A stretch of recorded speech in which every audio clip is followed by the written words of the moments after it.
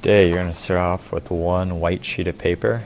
There's also some gray paper. There's two different kinds of grays up on the supply table. You don't need to grab that right away. We're going to do some sketches first.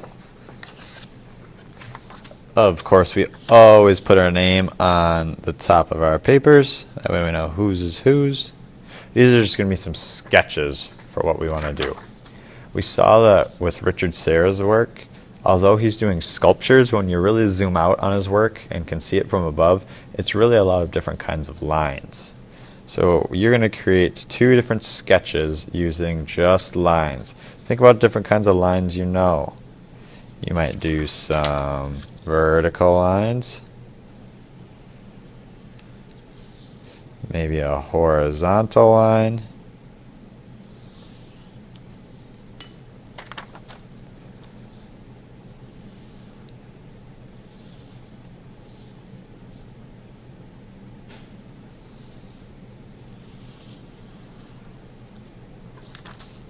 here's part of mine.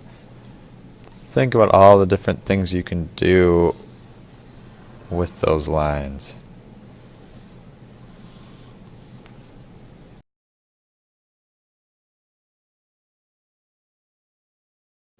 Alright, so I've got one line design. I'll flip it over, I'm going to do a second one.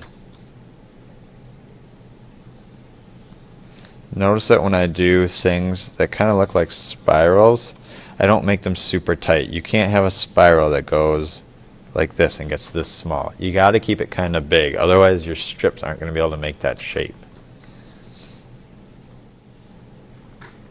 Alright, so I've got two different designs.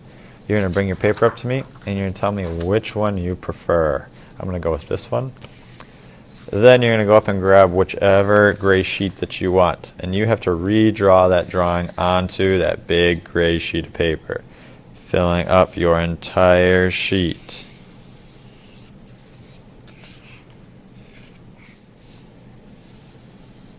Alright, so I've got my entire design drawn out. You're ready to move on to the last step of the project. You might not get this far today. That's fine if you don't. We'll have more time to work next class. You're going to take one of those long brown strips and you're going to cut some little snips into it. You're only going to cut them about halfway up the strip. Right? So it's not getting cut all the way through. It's only about halfway. And you need to do that down the entire length of that strip. Alright, so I've got little slits cut into the entire thing. They don't have to be super small. They're about a finger width between each one. Now I need to fold every other one. So if I fold the first one, then I need to skip one, fold the next one. I'm just folding them up so I get these little tabs. You need to do every other one. After I finish one side, I need to flip it over and I need to do the other side. So I did all one side, flip it over, and fold these back now.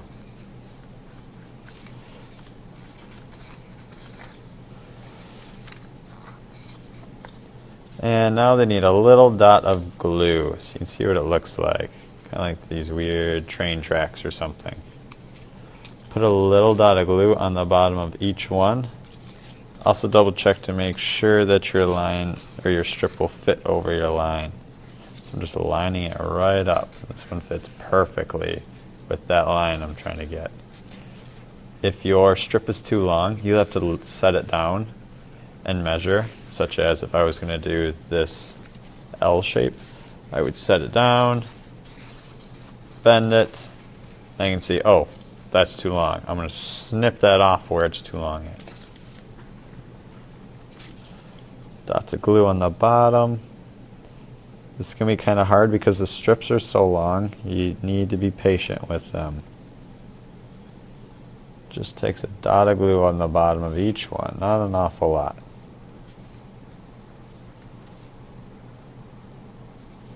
And I can glue that down now. Do your best to follow right along your lines. I would suggest doing just a little section of it at a time.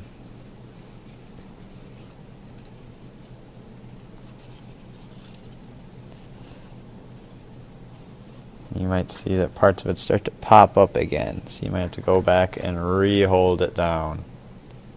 Give it a little count if you need to.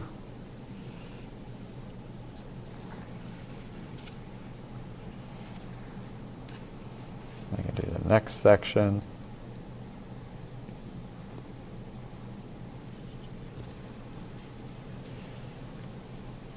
Alright, so I think that's going to stay.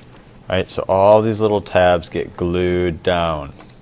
You can see I did every other one was folded in opposite directions. So you'll have this little wall along your paper. And you can kind of imagine how that's kind of like Mr. Serra's wall. If you were super itty bitty and you could walk in between all these lines that you're going to make. Some of your lines will be easier to make, some of them will be harder. Right, so you can see me measuring. I'm going to do this line right here. It's definitely much shorter than my strip, so I'm actually going to put my finger where I want to cut, so right here, and I'm just going to snip that off.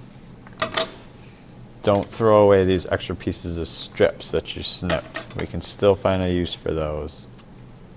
Remember, little snips.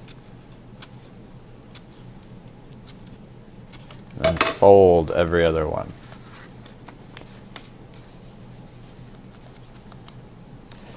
You're going to do this to your entire project, all those lines that you drew.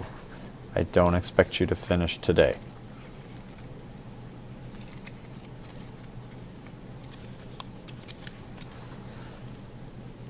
Dot of glue on the bottom. Hardly takes any glue at all.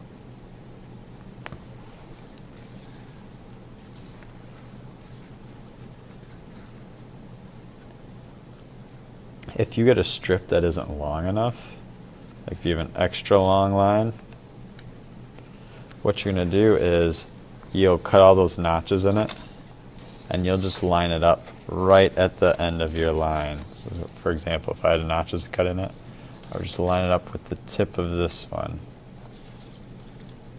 Alright, and if you have trouble with that, let me know and I can help out. But you need to do all your lines.